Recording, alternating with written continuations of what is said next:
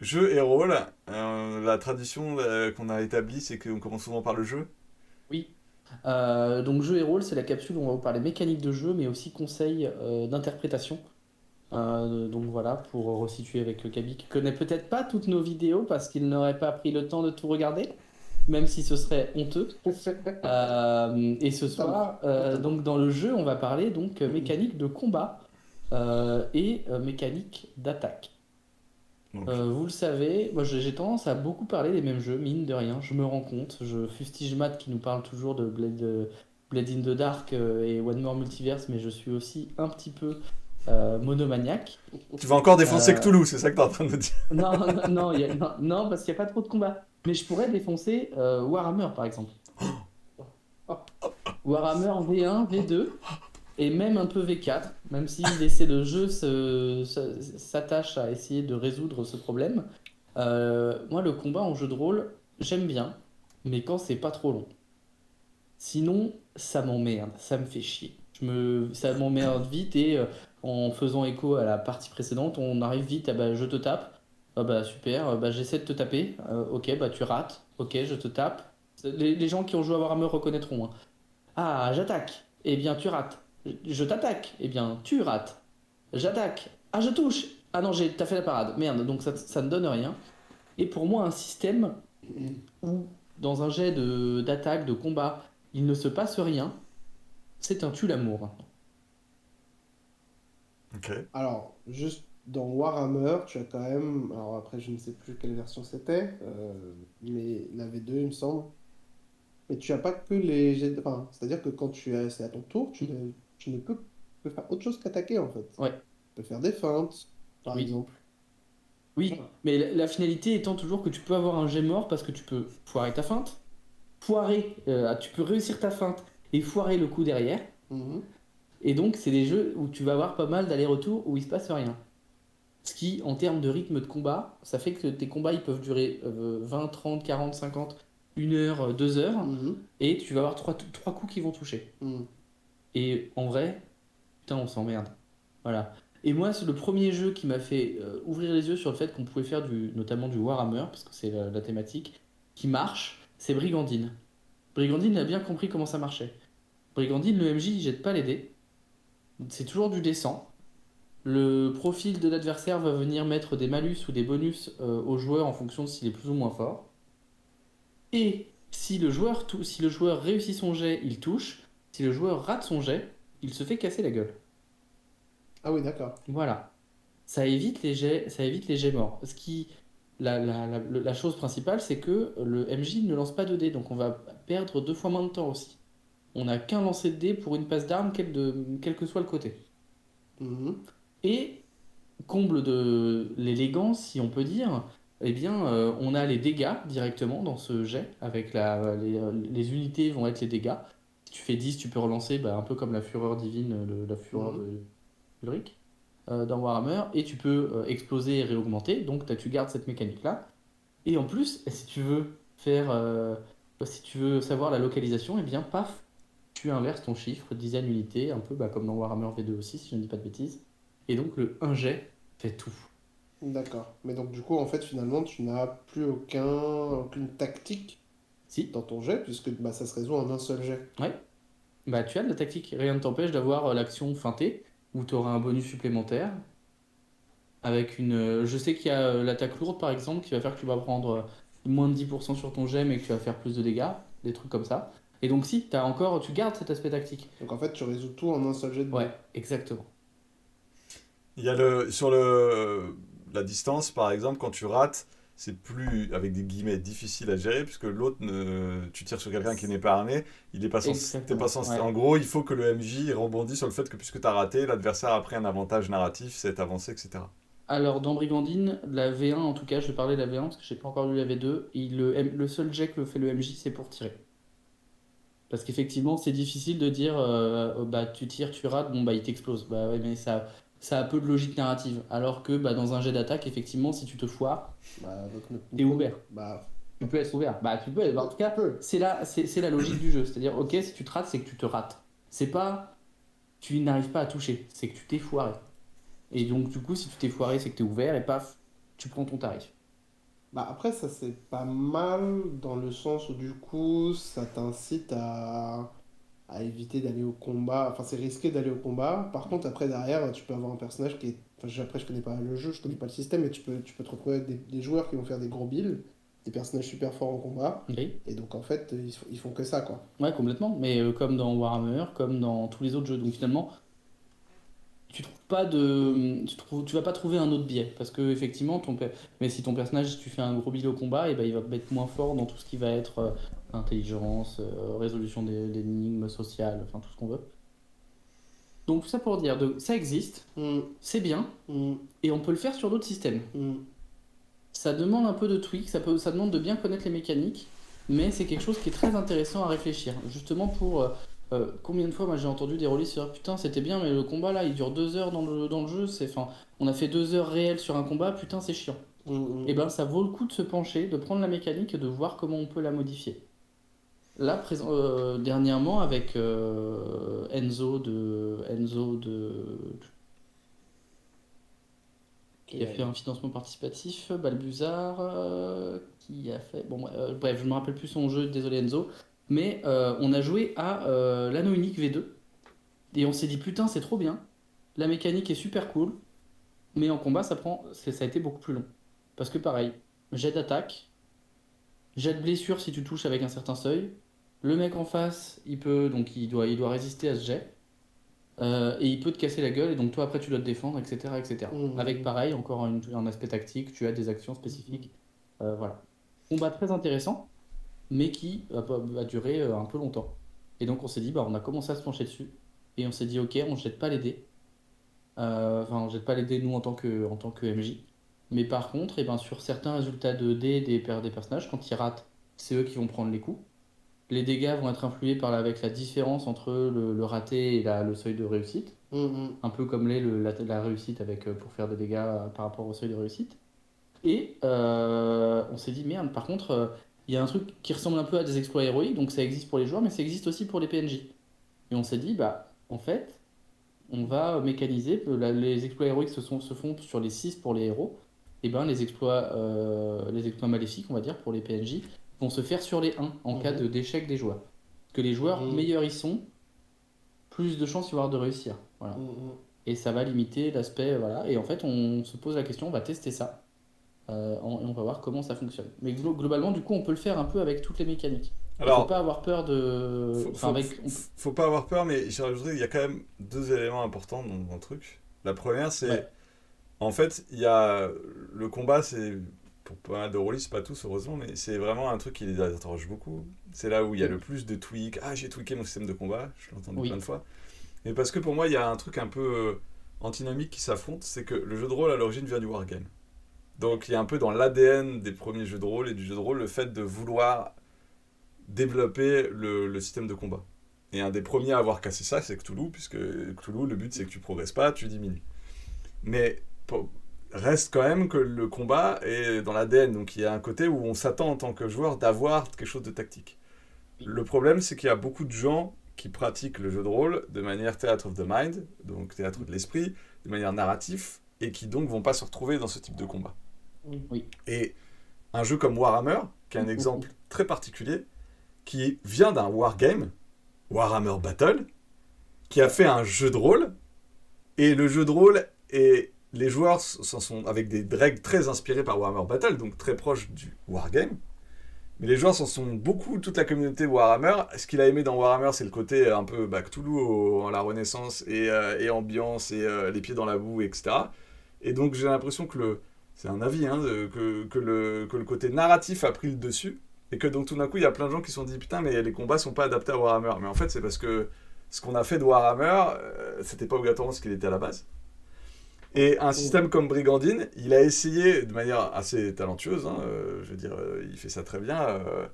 L'auteur de Brigandine, le brave One-Eyed Jack sur Cassius James James Tornade. Tornade, c'est qu'il a essayé de tordre un système qui était un système de wargame pour en faire un système plus narratif. Donc ça va faire toujours un truc au milieu. Et en fait, moi j'ai envie de dire, si vous en avez marre d'avoir du narratif, d'avoir plutôt du wargame, jouez à des jeux qui proposent le combat de manière narrative. Il y en a plein. et qui permettent de considérer qu'on a retiré de l'équation le wargame. On est dans du narratif, et donc le combat est une scène narrative qui ne doit pas prendre plus de temps, et donc on ne va pas rechercher la tactique. Tu disais tout à l'heure, Gabi, mais elle est où la tactique? Quand tu viens chercher du narratif, tu viens pas chercher de la tactique, tu viens chercher de l'histoire. Et donc tu t'en fous d'avoir des positionnements, etc. Tu vas chercher autre chose. Je suis pas tout à fait d'accord, mais je te laisse finir. Je termine, enfin, moi c'est comme ça, C'est comme ça que je ressens les choses. C'est que, donc quand je vais jouer à un Apocalypse World ou à Blade in the Dark, je vais pas chercher de la tactique, je vais chercher du narratif et que les dés me racontent. Et ma scène de combat, elle va prendre le temps dans mon histoire, comme dans une série télé, le temps que j'ai envie qu'elle prenne. Si j'ai envie que ce soit rapide ou si j'ai envie que ce soit long, c'est un truc narratif. Mais, je vais terminer sur un truc, je vais quand même défendre le combat tactique. Effectivement, je suis d'accord avec toi, DD, pendant un certain temps, dans la campagne que maintenant je mène depuis 2 ans, j'en avais marre de ce côté, toi tu tapes, moi je tape, toi tu tapes, moi je tape. Et il se trouve qu'avec le One More Multiverse, donc le VTT que j'utilise, j'ai commencé à créer des cartes, vous verrez dans une autre vidéo, on en a parlé, des cartes isométriques que je fais avec One More Multiverse, et je vous en avais même montré une avec un château, etc. On est arrivé au bout de cet arc narratif avec mes joueurs, et on a littéralement fait une partie entière où ça n'a été que de la bagarre dans le fort. Donc plein d'escarmouches partout, et en tout cas moi, mes joueurs, à moins qu'ils soient extrêmement hypocrites et menteurs, ils ne sont pas fait chier. Les enculés. Et moi non plus. Ce qui peut me surprendre, parce que moi je pars du principe que ça va être horrible. Mais pourquoi? Et bizarrement, il n'y a pas été moi j'attaque, toi t'attaques. Pourquoi? Parce qu'il y avait la map. Et que donc, puisqu'il y avait une map, puisqu'il y avait des positions, des personnages, et qu'il y avait un château, des hauteurs, de la 3D, et ben les joueurs ont réfléchi autrement. Comme ils avaient un décor de combat devant eux, certes, ça faisait très wargame, on a accepté le côté à la JRPG, on fait du roleplay, tout d'un coup, on rentre dans la bataille, ding ding ding, et battons-nous. Mais n'empêche que, tout d'un coup, il y avait, oh mais attends, là, il y a un créneau de château, est-ce que je peux le prendre et le bloquer vers le créneau? Est-ce que je peux le jeter? Oui, ok, bah je me positionne. Est-ce que je peux faire ça? Est-ce que je peux lui mettre un taquet pour le faire tomber dans l'escalier qui mène là? Ok, bah est-ce que je peux me cacher derrière la porte? Et tout d'un coup, le décor a fait que on n'a pas du tout eu moi je te tape, à toi de jouer, moi je te tape. Parce que ça, en fait, c'est quand tu commences à jouer des systèmes donc mécaniques de wargame en Theatre of the Mind. Parce qu'en fait, je pense que ces systèmes sont faits pour être joués avec des maps, avec des obstacles, avec de la 3D, et que là, ils prennent leur sens. Ce qui ne veut pas dire que ça sera la panacée. Il y a des joueurs que ça va peut-être faire chier, entendons-nous. Mais donc, je pense que quand on joue Theatre of the Mind, il faut prioriser des mécaniques qui permettent de jouer Theatre of the Mind, c'est mon avis. Et quand on joue avec un système tactique, jouer avec une map tactique, franchement, vous vous rendez compte que le système est fait pour ça, et que ça apporte beaucoup, quoi. Mais ta map n'était pas tactique en soi, tu vois. C'est une map d'ambiance. Alors, c'était du semi-tactique, on a vu. Quand même, il savait où était, il se plaçait, il y avait des renforts qui arrivaient. Moi, je faisais. On voyait, il y avait une. Mais tu comptais pas vision. case à case, tu vois. C'est ça que Non, mais tactique, c'est pas que case à case. C'est tactique de savoir que, tiens, il y a des mecs qui arrivent dans mon dos, moi je suis là, ok, est-ce que je peux me mettre contre le. Bien sûr. Mais ça fait surtout qu'ils se sont emparés en fait du visuel pour récupérer des éléments. Oui, mais je trouve, c'est super, tu vois. Mais donc, on a eu fait que de la bagarre, mais sauf que ça a été qu'un scénar de bagarre, mais avec plein de moments narratifs importants et des enjeux. Genre, ici sur un château, ils devaient casser des énormes balises qui tiraient sur les armées adverses. Ils essayaient d'absolument tuer un nécromant qui était blessé, qui se mettait à fuir dans le château. Il y en a un qui allait le poursuivre. Enfin, et tout ça, ça faisait partie sur la map des choses tactiques, c'est où est-ce que je me place, est-ce que je prends mon temps de faire ce combat-là ou pas, etc. Et tout d'un coup, je me suis rendu compte qu'on avait fait 2 heures ou 3 heures de combat. On n'a pas fait de roleplay, on était vraiment dans la baston, on a fait vraiment un énorme wargame pendant 3 heures et on s'est pas trop fait chier, on ferait pas ça tout le temps, évidemment.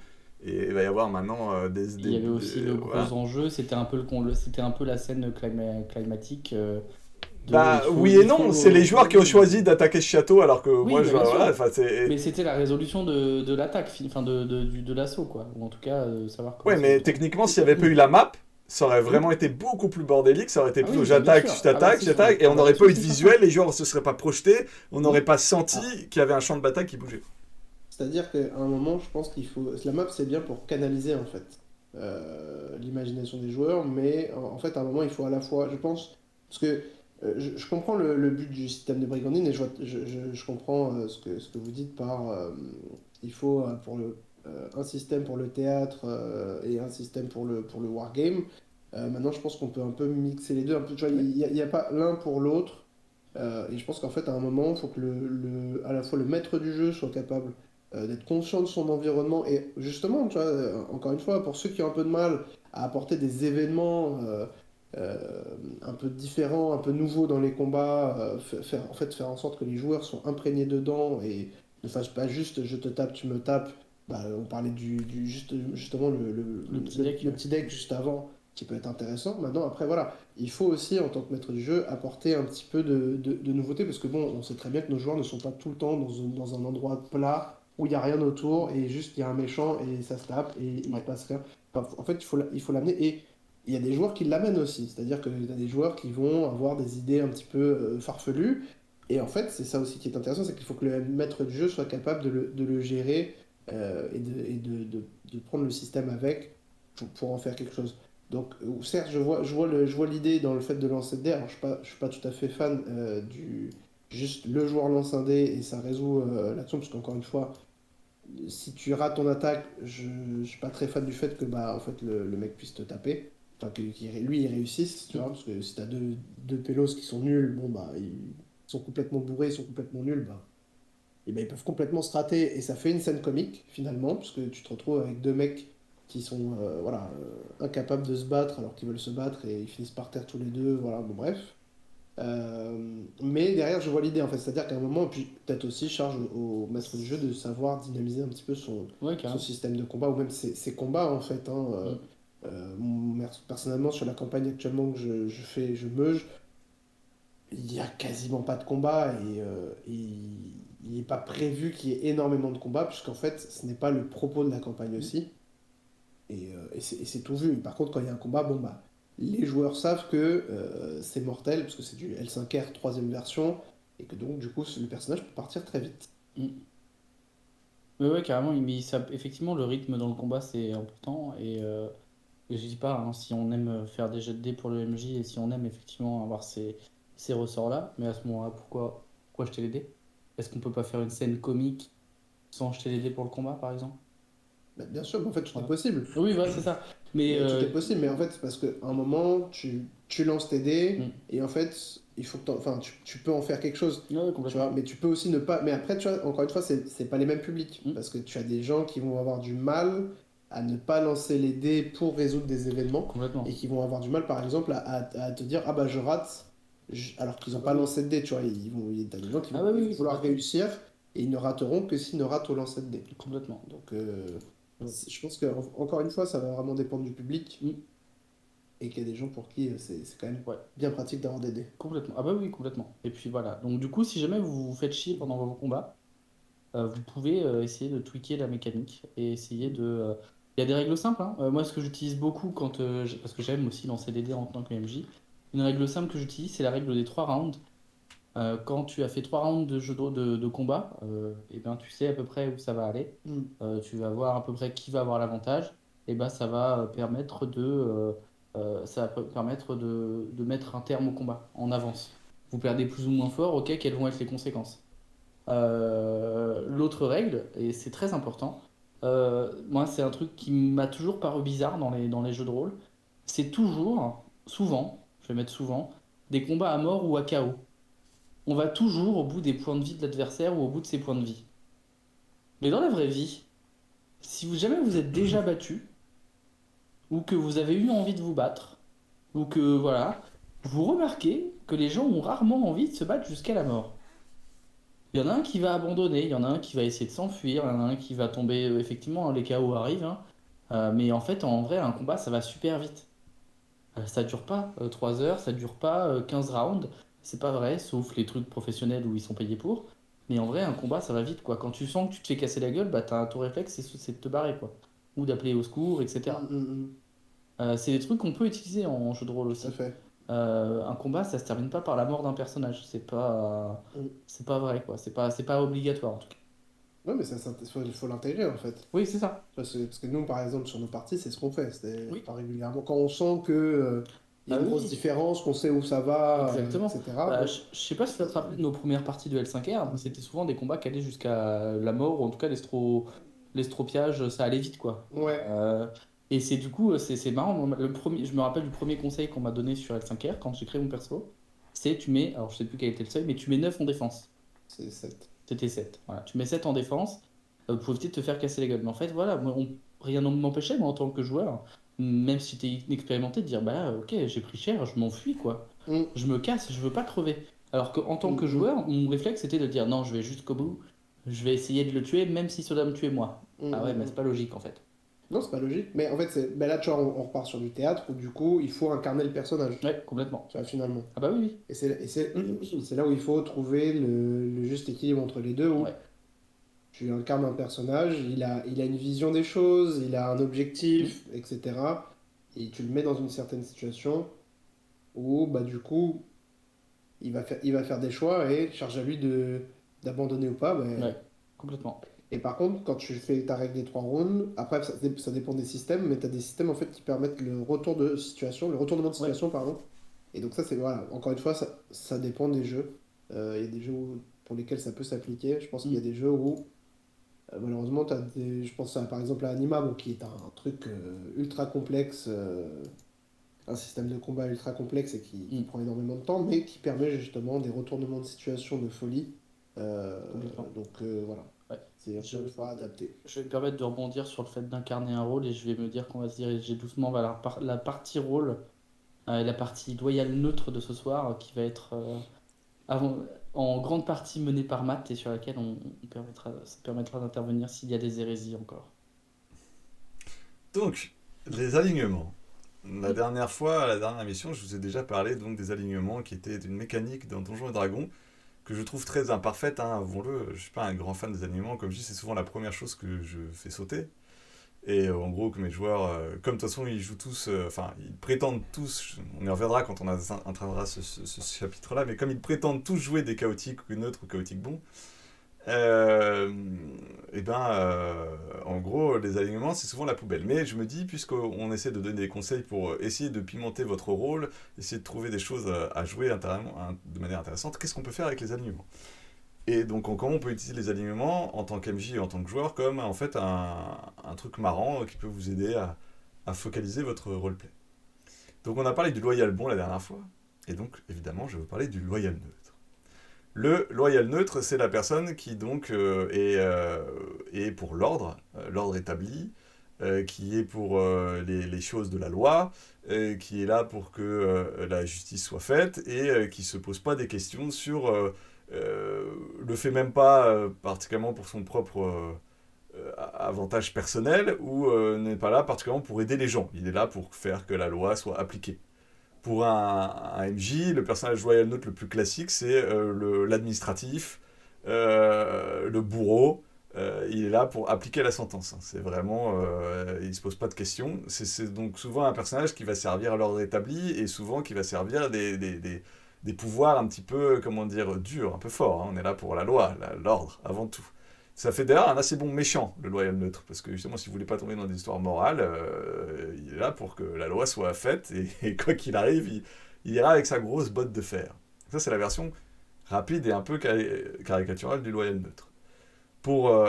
Comme personnage qui vient rapidement à l'esprit, c'est tous les personnages un peu focalisés, plaçons l'ordre, comme I Am the Law, on va passer à Judge Dredd, Ouais. qui est donc là pour, en gros, quoi qu'il arrive, faire la justice parce qu'il considère que le reste de la justice est corrompu et qu'il n'y a que lui qui pourra vraiment rétablir l'ordre, etc.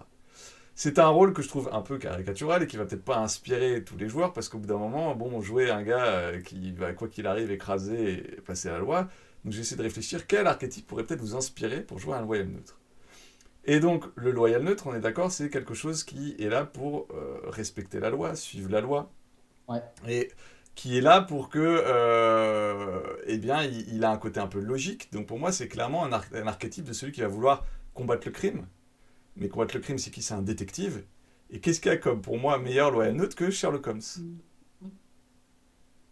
Oh. Sherlock Holmes est un homme qui n'est pas du tout là pour aider particulièrement ses clients.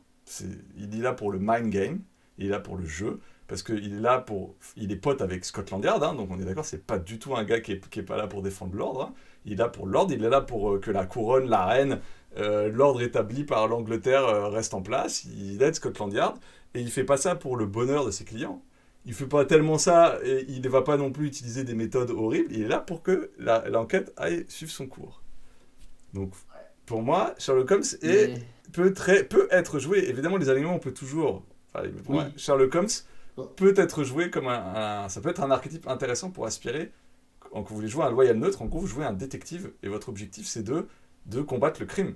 Et donc, peu importe le crime a été commis, vous devez le résoudre. Et c'est votre objectif, vous êtes un détective. Ouais, Et pour moi, effectivement, Scotland Yard est un bon exemple. Sherlock Holmes, je sais pas trop, parce que je trouve qu'il fait ça vraiment pour son. Alors, moi, je pense plutôt à la série, donc peut-être que c'est Je pense à un peu Sherlock. galvaudé. Ouais, je pense à Sherlock. Et du coup, il fait quand même ça beaucoup pour son plaisir personnel. oui, mais justement, Donc, justement. il le fait pas pour bon ou mauvais. Je peux pas dire qu'il est bon ou mauvais. Non, non, non, bien sûr. Mais C'est loyal. c'est le loyal, du coup, que je remettrais un peu en question. Ce qui suit pas, justement, euh, il n'est pas lui pour une organisation particulière Ah ou pour un ordre mais alors particulier. Sherlock, c'est quelque chose de particulier. Si tu prends vraiment Sherlock Holmes, Ouais. le C'est bouquin pour ça. de Conan C'est pour ça Doyle, que je. il Voilà. est, Au service de Sa Majesté, quoi. il est au service de Sa Majesté. Alors oui, il veut abattre le crime. Son plus grand ennemi, c'est Moriarty, c'est les criminels, etc. Mm. Et c'est ce qui le fait kiffer. Mais c'est pas un gars particulièrement recommandable. Hein. Je veux dire, il est héroïnomane, il est misogyne au dernier degré, il Bah, est, ça complètement, bah oui, complètement. et il est là pour juste que... et il fait ça parce que, certes, ça le fait kiffer, pour son plaisir personnel de mind game. Ouais. Et donc, il va pas aider parce que c'est une pauvre veuve éplorée, rien à foutre. Tout de suite, il va essayer de décortiquer et de résoudre la solution. Complètement. Maintenant, c'est pas Ouais, un méchant non plus. Il va pas se faire souffrir les gens. Il va pas essayer d'utiliser la force pour s'élever au-dessus des autres et dominer. Encore une fois, on peut discuter. Mais justement, c'est là oui, oui, où, complètement. pour moi, l'autre détail important que je voudrais développer sur les alignements, c'est que pour moi, en tant que joueur, quand vous prenez un alignement, votre objectif c'est juste un petit pense-bête que vous mettez dans votre fiche et on vous dire ah tiens, ah oui, je suis un détective, je suis là une note, donc je suis logique, je suis massin, je fais pas trop dans les sentiments. Et en fait, c'est ce que vous avez intérêt à jouer les 10 premières séances, quoi. Vous jouez ça. Mais justement, un jeu de rôle dit évolution. On évolue par les pecs, mais on évolue aussi par le roleplay. Et c'est là où, pour moi, faire évoluer son alignement, ça fait partie des moments forts dans un personnage. Et donc, ça doit pas être quelque chose de galvaudé. C'est pas genre, ah, parce que là, j'ai vraiment envie d'être comme ça, je change mon alignement. Non, justement, pensez-vous, si tout d'un coup, il m'est arrivé quelque chose d'important, est-ce que ça a fait évoluer mon alignement? Si oui, faites-le évoluer, justement, parce que vous allez progresser. Et c'est là où on va prendre un personnage qui a beaucoup évolué dans son alignement, Obi-Wan Kenobi. Voilà. Donc, Obi-Wan... Anakin, oui. Non, mais je reviens sur Obi-Wan Kenobi. Obi-Wan Kenobi, qui est donc, quand il commence, est Général Kenobi, et donc un loyal bon, il sert les Jedi, il est là pour faire que la République gagne ses batailles, etc. Et au contact de son frère Padawan, Anakin Skywalker, il va finir par effectivement commencer à être moins proche des idées de, même s'il va jamais complètement traduire l'ordre des Jedi, et ben, il va devenir neutre bon. Et même d'ailleurs, quand il va se rendre compte qu'être un prof d'un kid qui va devenir Dark Vador et qui va donc être le pire horreur et facho de la galaxie, ça va tellement le détruire qu'il va s'enfermer sur Tatooine. Et on peut presque dire que la vision de Obi-Wan Kenobi à ce moment-là, le vieux Ben, c'est un neutre neutre. Il fait plus rien, il a plus d'envie de rien, il participe plus à rien. Et quand le brave Luke revient, et ben tout d'un coup, il redevient notre bon. Donc c'est quelque chose à qui tu pourrais limite voir 3 changements d'alignement dans toute sa carrière de héros avant qu'il disparaisse, jusqu'à son confrontation finale avec Dark Vador. Et donc c'est ça qui le rend intéressant. C'est ces moments où il a changé. Il a été un jeune padawan, le parangon d'un Jedi, loyal bon, etc. Il va devenir notre bon parce qu'il va mettre de l'eau dans son vin, parce que la réalité des faits va le faire évoluer. Jusqu'à être complètement dépressif, et après à remonter et à se magnifier jusqu'à sa fin. Et je pense que si vous avez, vous, un loyal neutre au début, ce sera intéressant de voir comment vous êtes là, Sherlock Holmes, vous êtes vous. Donc vous avez votre alignement, vous jouez au début comme quelqu'un d'hyper froid, logique, vous êtes là pour résoudre les crimes, etc. Et laissez le monde, laissez les parties, laissez ce qui vous arrive, vous transformez, vous dire ah là, je pense que je suis en train de devenir, à vous de voir, parce que tout est possible. Mais en tout cas, c'est de cette base... Parce qu'un alignement, on est d'accord, c'est quelque chose d'hyper archétypal et très caricatural. Oui, c'est deux mots. Évidemment, de toute façon, à partir de là, mais c'est justement... Encore une fois, pour moi, c'est pas censé être un truc... Oh, il y a marqué, je suis le truc, donc je vais être bête, tu vois, je vais... Jouer ça, jouez-le, voyez justement les faiblesses que ces aliments peuvent vous apporter, et après, et ce qu'elles peuvent vous ouvrir et comment vous pouvez le rendre plus humain et à un moment switcher d'alignement vers ce qui correspond à une autre phase de votre vie. Comme pour Obi-Wan Kenobi. Au revoir.